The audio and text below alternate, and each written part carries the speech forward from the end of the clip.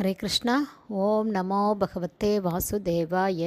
ஹரே கிருஷ்ணா. மகாபாரதம் ஆதி பருவம் பார்த்துட்ருக்கோம்.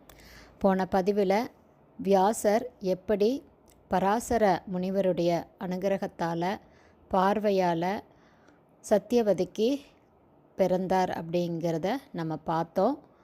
அவர் சக்தி ஆவேச அவதாரம், பகவான் கிருஷ்ணருடைய சக்தி ஆவேச அவதாரம். அவருடைய ஒரே நோக்கம் வேதங்களை, ஒன்றாக இருந்த வேதங்களை நாளாக பிரிக்கிறது, அதுக்கப்புறம் இலக்கியங்கள் எழுதுறது, இதிகாசம், புராணங்கள், உபனிஷத்துக்கள் இதெல்லாம் கொடுக்கறதுக்காக தான் அவருடைய அவதாரமே.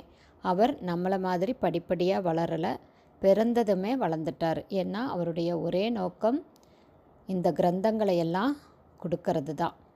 அப்போது அப்படிப்பட்ட வியாசரை பீஷ்மா நீ சம்மதிச்சா அந்த வியாசனை மனசால் நினச்சி இங்கே வர வைக்கிறேன்னு சொல்லும்போது பீஷ்மர் சம்மதிக்கிறாரு.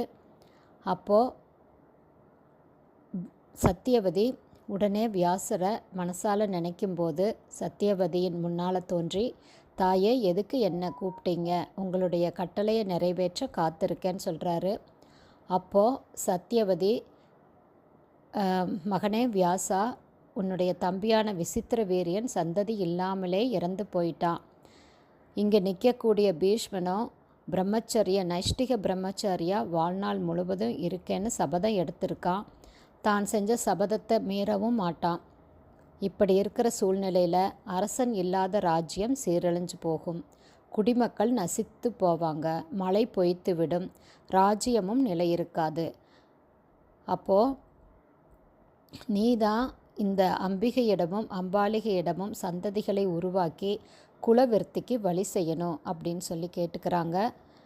அப்போது வியாசர் சொல்கிறாரு, தாயே உங்களுடைய கட்டளையை நிறைவேற்றுவது என் கடமை, உங்களுடைய நோக்கம் உயர்ந்தது. ஆனால் என்னோட கலப்பதற்கு இந்த பெண்கள் ஒரு நிபந்தனையை ஏற்க வேண்டும்.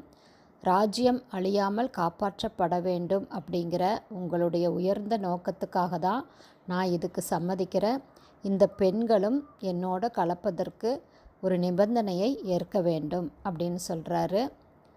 அது என்ன நிபந்தனை அப்படிங்கிறத நாளைக்கு பதிவில் பார்க்கலாம். ஹரே கிருஷ்ணா. குருதேவுக்கு ஜெய்.